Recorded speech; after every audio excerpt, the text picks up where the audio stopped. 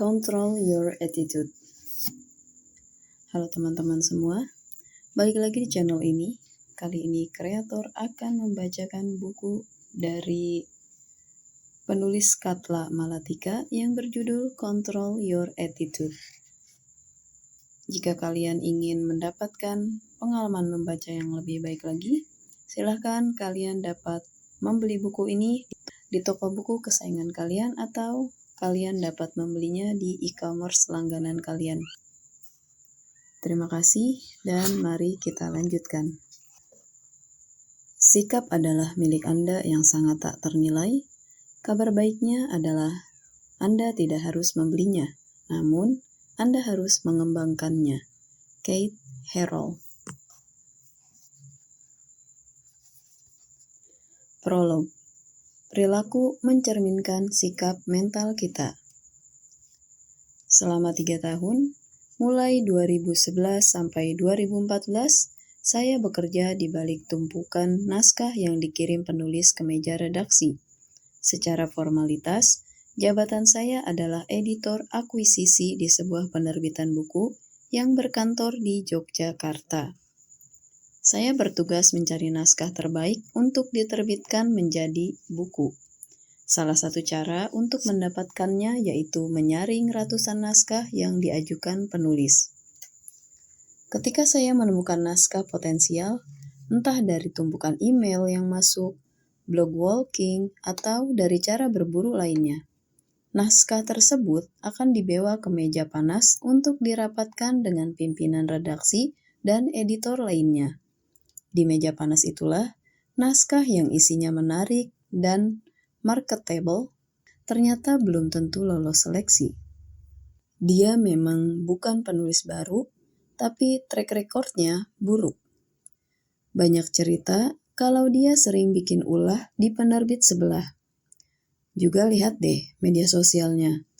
Postingan yang dia unggah kebanyakan mencerminkan attitude yang buruk. Begitu jawaban pimpinan redaksi yang kemudian memukul palu reject untuk naskah yang saya sodorkan. Di penerbit tempat saya kerja dulu, attitude penulis memang menjadi salah satu yang perlu dipertimbangkan.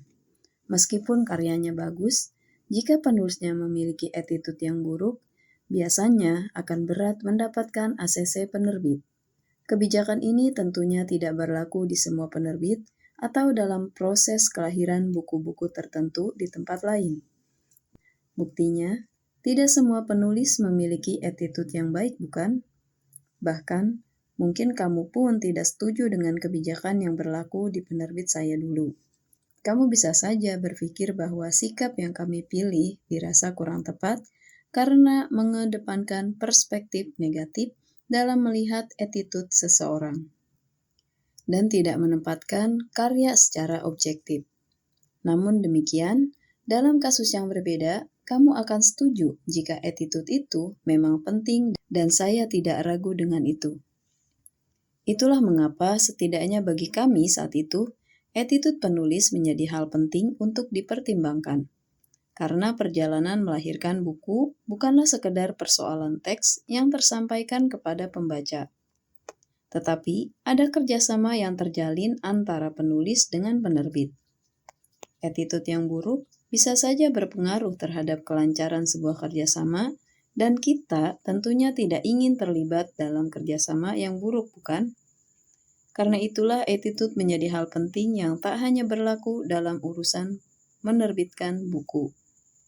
Attitude is everything. Sikap adalah segalanya, meskipun tidak selalu tentang hal-hal besar, tetapi sikap dapat membuat perubahan besar pada hidup kita. Chapter 1. Cerita tentang attitude dan peran kita sebagai manusia. Dunia ini ibarat panggung sandiwara, di dalamnya manusia dan seluruh makhluk diciptakan untuk bermain peran. Ada peran yang dengan sadar kita pilih, tetapi ada pula yang harus kita terima sebagai takdir. Setiap manusia bisa saja memainkan banyak peran. Misalnya, saat di rumah, ia adalah anggota keluarga, yang kadang berperan sebagai anak, sebagai pasangan, sebagai orang tua, sebagai kakak, ataupun adik. Lalu, di luar rumah, bisa jadi ia adalah atasan, teman, guru, buruh, bahkan tokoh publik. Beragamnya peran kita sebagai manusia, maka secara tidak langsung ada tuntutan untuk bergonta-ganti pakaian sesuai peran yang sedang dimainkan. Mengapa demikian? Karena pakaian yang tepat akan mendukung keindahan sebuah peran. Dan untuk mengenakan pakaian yang tepat, biasanya orang belajar dari proses. Akan tetapi, bagaimana jika seseorang tidak mengenakan pakaian yang tepat pada peran tertentu? Tentulah ada konsekuensinya. Secara naluri, manusia memang bisa berganti pakaian dalam hitungan detik untuk menyesuaikan perubahan perannya. Namun, pada kenyataannya, orang-orang yang lupa atau bahkan sengaja untuk memakai pakaian yang sama. Contoh seorang pemimpin perusahaan yang masih bersikap suka memerintah saat sedang nongkrong bersama teman-temannya. Bisa jadi, pemimpin perusahaan ini lupa melepaskan pakaiannya sebagai pemimpin ketika sedang berperan sebagai seorang teman. Konsekuensinya, sikap tersebut menjadi tidak disukai. Kasus lain yaitu adanya orang-orang yang justru berpikiran bahwa memakai pakaian yang sama adalah jati diri. Orang-orang ini enggan berganti pakaian karena menganggap tindakannya tersebut sebagai sebuah kepalsuan. Sikap penuh kepura-puraan dan tidak apa adanya. Mereka kemudian menegaskan bahwa sikap mereka adalah pilihan untuk menjadi diri sendiri yang bebas. Benarkah demikian? Minim attitude. Pertengahan 2023, warga Twitter dan Instagram di Indonesia sempat ramai membicarakan seorang penyanyi jebolan ajang pencarian bakat yang dihujat netizen karena dianggap minim attitude. Pasalnya, di sebuah acara yang mengundangnya, penyanyi ini beberapa kali memotong pertanyaan host. Tidak serius dalam memberikan jawaban dan suka bergumam sendiri. Akibat dari sikapnya yang kurang menyenangkan tersebut, warganet ramai-ramai memberikan penilaian negatif terhadapnya. Kasus semacam ini sebenarnya bukan hal yang baru, kan? Bisa jadi ada banyak kasus serupa di sekitar kita yang ternyata tidak kita sadari. Namun, jika dilakukan oleh artis atau tokoh publik, reaksi yang muncul menjadi berbeda-beda. Mengapa demikian? Hal ini karena masyarakat kita cenderung memiliki standar untuk mengenal tokoh publik yang harus bisa menjadi panutan. Itulah sebabnya, jika sikap yang ia tampilkan ternyata keluar dari standar yang ada, sikap tersebut akan dinilai sebagai sebuah kesalahan. Akan tetapi, bagaimana jika sebenarnya si tokoh ini punya alasan sendiri dari sikap yang dipilihnya? Bagaimana jika ia sebenarnya tidak sedang lupa mengenakan pakaian yang tepat sebagai public figure? Bagaimana jika ia hanya sedang memilih menjadi dirinya sendiri? Apakah tokoh publik seharusnya memang tidak punya hak untuk bebas menjadi diri sendiri? Untuk hal ini, mungkin ada baiknya jika kita menyadari terlebih dahulu apa itu menjadi diri sendiri. Apakah menjadi diri sendiri artinya bebas bertindak sesuka hati? Tentu saja tidak. Pada dasarnya, setiap manusia, public figure maupun bukan, memang memiliki hak untuk menentukan sikapnya sendiri. Siapapun boleh menjadi diri sendiri yang bergerak bebas dengan kemauannya. Hanya saja, kita perlu menyadari faktor resiko yang ada. Apakah kita siap dengan konsekuensi dari sikap yang diambil? Sebab jika tidak mampu menempatkan diri dan membaca situasi, pakaian yang tidak tepat justru bisa menjadi masalah. Sama halnya seperti bidak catur yang bebas bergerak di atas papan permainan, jika sebuah pion bergerak dan menempatkan diri pada posisi yang beresiko, kemungkinan besar riwayatnya akan tamat. Demikian pula dengan kita, meskipun bebas bersikap, itu bukan berarti lepas tanpa pertimbangan. Tentunya harus bisa menimbang situasi dan tempat yang tepat. Juga sebaiknya tidak melanggar batasan. Mengapa demikian? Karena setiap permainan pasti ada aturannya. Lihat kembali permainan catur kita. Tokoh-tokoh di atas papan memang boleh bergerak bebas, bukan? Namun di dalam permainan tersebut ada aturan terikat di mana pola gerakan sudah pasti. Jadi, meskipun bergerak bebas, setiap bidak harus bergerak sesuai aturan, terikat pada pola gerakan yang sudah pasti. Jika aturan tersebut dilanggar, permainan catur akan buyar. Lalu, bagaimana dengan manusia? Manusia juga punya norma yang mengatur cara kita dalam bersikap. Aturan ini bersifat mengikat dan menjadi tolak ukur untuk menilai sebuah perilaku atau tindakan dalam sebuah kelompok. Oleh karena itu, bebas bergerak bukan berarti boleh melanggar batasan, berganti pakaian bukan berarti menjadi diri sendiri. Kita hanya perlu berada dalam situasi yang tepat, supaya apapun pakaian yang kita gunakan bisa terlihat sesuai pada tempatnya. Pelajaran dari si Raja Hutan. Pernahkah kamu penasaran mengapa singa dikenal sebagai Raja Hutan? Padahal dia bukanlah hewan yang paling tinggi. Ada jerapah yang lebih tinggi. Singa juga bukan hewan yang paling besar. Ada gajah yang memiliki tubuh jauh lebih besar darinya. Bahkan, singa pun tak jauh lebih pintar dari simpanse, bukan? Lalu mengapa yang menjadi raja hutan adalah singa, bukan jerapah, gajah, ataupun simpanse? Untuk menjawab pertanyaan tersebut, kita memang tidak bisa mengabaikan fakta bahwa julukan Raja Hutan adalah produk dari cerita lisan dan tertulis. Kita tidak pernah benar-benar tahu apakah sesungguhnya dalam kawanan singa memang benar ada kasta. Selama ini, singa dijadikan tokoh yang selalu menempati posisi sebagai Raja Hutan karena dianggap paling kuat. Padahal, harimau konon memiliki kekuatan 2 kali lebih kuat daripada singa. Lalu, mengapa bukan harimau yang menjadi Raja Hutan? Lagi-lagi inilah kekuatan mitos yang terlanjur dipercaya di berbagai belahan dunia. Apalagi singa jantan memiliki surai di bagian kepala yang terlihat seperti mahkota. Mungkin karena itulah singa dianggap lebih pantas dan kemudian lebih populer daripada harimau. Padahal, keduanya bisa saja disebut sebagai Raja Hutan karena sama-sama menjadi top predator di habitatnya. Lalu, apa hubungannya dengan attitude? Jadi begini, lihatlah singa yang tak lebih besar dari gajah, juga tak lebih tinggi dari jerapah. Namun, ketika melihat gajah, singa yakin bahwa ia mampu memakannya. Padahal, jelas-jelas gajah itu lebih besar dan tinggi daripada tubuhnya. Sikap positif untuk menang inilah yang dimiliki singa yang kemudian menjadikannya predator paling ditakuti di hutan.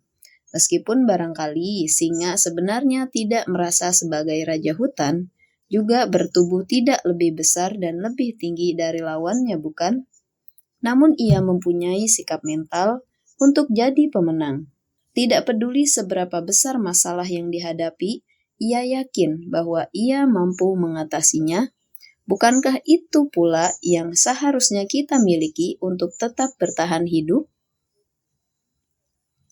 Tidak peduli besar kecilnya masalah yang sedang kamu hadapi, kamu hanya perlu menghadapinya sampai akhir. Jika kamu memiliki sikap mental yang positif, kamu sedang mengantongi kekuatan dan kesempatan untuk jadi pemenang. Peran dan manfaat attitude. Cerita tentang si Raja Hutan sedikit banyak memberikan kita pelajaran bahwa kekuatan attitude ternyata punya peran yang besar bagi hidup pemiliknya ya. Lalu, bagaimana attitude berperan dalam kehidupan manusia? Attitude memengaruhi hubungan kita dengan semua makhluk. Ya, kita adalah makhluk hidup yang diciptakan untuk saling terhubung. Sebagai makhluk sosial, kita butuh terhubung dengan manusia lain, dan sebagai makhluk yang tinggal di bumi, kita hidup berdampingan dengan alam dan isinya. Hubungan yang baik dengan orang lain, alam dan isinya ini akan terbentuk ketika kita memiliki sikap mental yang positif. Itulah mengapa dikatakan bahwa attitude mempengaruhi hubungan kita dengan semua makhluk. Kita bisa mengambil contoh kecil dalam kehidupan sehari-hari, bagaimana attitude punya peran penting di sana. Misalnya, attitude seseorang yang suka mencela. Menghadapi orang dengan attitude demikian, tentu bukan hal yang menyenangkan, bukan? Celaan bisa menimbulkan perasaan terluka, rasa rendah diri, trauma, atau sekedar tidak membuat nyaman. Meskipun mungkin kamu sudah belajar tentang dikotomi kendali, lalu mampu merespon sebuah celaan dengan proses yang lebih aman untuk diri sendiri. Namun bukankah usaha untuk mengendalikan diri tersebut tetap menggunakan energi? Energi yang terus-menerus digunakan untuk menghadapi orang yang berpotensi mengusik inner peace kita, tentu ada batas toleransinya kan? Pada titik tertentu, mungkin kita akan memilih membatasi diri untuk terhubung dengan orang tersebut. Apalagi bagi orang-orang yang mudah terluka oleh celaan orang lain. Bisa jadi, celaan yang diterima itu menimbulkan hubungan yang tidak baik dengan pelakunya. Inilah reaksi yang bisa terjadi dari keberadaan sebuah attitude. Selain hubungan kita dengan sesama manusia, attitude juga berperan dalam interaksi kita dengan alam dan seisinya. Misalnya, orang yang suka membuang sampah sembarangan, bisa jadi ia tidak sadar bahwa ia sedang mempresentasikan kondisi sikap mentalnya yang buruk. Berbeda halnya dengan orang-orang yang dengan sikap mental positif terhadap alam, mereka berusaha untuk menjaga alam dengan tidak bertindak merusak. Mereka optimis bahwa menjaga alam adalah juga menjaga kelangsungan hidup manusia. Hal kecil yang bisa dilakukan mungkin seperti terlibat dalam gerakan Zero Waste untuk kelangsungan bumi, atau menanam pohon di lingkungan tempat tinggal. Timbal balik dari tindakan tersebut adalah pohon akan membantu kita mendapatkan udara yang lebih baik. Attitude menentukan cara pandang kita dalam hidup. Jeff Keller, dalam bukunya yang berjudul Attitude is Everything, mengatakan bahwa sikap mental adalah jendela Anda memandang dunia. Menurutnya, semua orang memulai kehidupan ini dengan sikap positif, atau dengan kata lain, jendela mental yang bersih. Ia memberikan contoh bagaimana seorang balita dalam belajar berjalan, ketika balita tersebut jatuh, apa yang dilakukannya? Balita itu kembali bangkit, lalu mencoba lagi sampai benar-benar berhasil berjalan. Dalam hal ini, jendela si balita disebut Keller. Masih bersih, sehingga tidak kenal menyerah, apalagi menyalahkan orang lain sebagai penyebab ia jatuh. Orang dewasalah yang sering kali mengajari bayi untuk menyalahkan benda ataupun hewan sebagai kambing hitam. Karena itulah, di kemudian hari, kehidupan bisa jadi mengotori jendela kita, dan masih menurut Keller, jendela tersebut akan kotor karena terciprat kritik orang tua dan guru, tercoreng ejekan teman, berlumur penolakan, dinodai kekecewaan, dan juga dikeruhkan oleh keraguan. Lalu, bagaimana dengan orang yang memiliki sikap mental negatif? Seperti halnya ketika kita memandang taman bunga dari jendela yang kotor, taman bunga itu sebenarnya indah, tetapi menjadi terlihat buruk hanya karena kita melihatnya melalui jendela yang kotor. Begitulah gambaran sederhana bagaimana kita memandang dunia dengan sikap mental yang negatif. Contoh, dalam kehidupan sehari-hari, kita pasti pernah membuat sebuah keputusan orang dengan jendela bersih akan memeluk setiap tantangan yang datang dari keputusan tersebut. Namun, orang dengan sikap mental negatif akan menganggap bahwa tantangan adalah sebuah ancaman. Karena itulah, ia kemudian berusaha untuk menghindari tantangan dan mempertanyakan kembali, apakah keputusan ini memang tepat? Sedangkan orang yang dengan sikap mental positif akan menjadikan setiap tantangan sebagai ujian untuk naik ke level kehidupan yang lebih tinggi. Itulah mengapa attitude dinilai dapat menentukan cara pandang kita dalam hidup. Attitude yang buruk akan membawa kita pada cara pandang yang negatif, sedangkan attitude yang positif akan berpengaruh bagaimana kita memandang hidup dengan lebih baik. Attitude mempengaruhi kesehatan kita. Benarkah attitude dapat mempengaruhi kesehatan kita? Jawaban yang kamu butuhkan mungkin membutuhkan bukti yang kamu alami sendiri. Misalnya kamu pesimis akan suatu hal, cobalah untuk mengingat ulang mengapa kamu pesimis. Pesimis adalah contoh mental negatif yang cenderung mendorong seseorang untuk berkutat pada masalahnya. Bukan solusi, orang dengan mental pesimis berpikir tidak akan bisa dan ia selalu melihat keterbatasannya dan bukannya peluang yang mungkin membawanya pada keberhasilan. Karena itulah, ketika sikap pesimis ini terus-menerus berlangsung dalam kehidupanmu, kamu akan lebih sering menghadapi stres dan frustasi. Padahal kamu tahu bahwa stres adalah pemicu datangnya berbagai penyakit, bukan? Itulah mengapa attitude dikatakan bisa mempengaruhi kesehatan kita. Setelah membaca penjelasan pada bab ini, dapat kita simpulkan bahwa attitude memiliki banyak manfaat, yakni 1. Mempengaruhi perilaku. Sikap positif akan menghasilkan perilaku baik, namun pilihan attitude yang buruk akan melahirkan tindakan negatif. 2. Mempengaruhi hubungan. Sikap yang kita pilih menentukan baik buruknya hubungan kita dengan sesama dan juga alam seisinya. 3.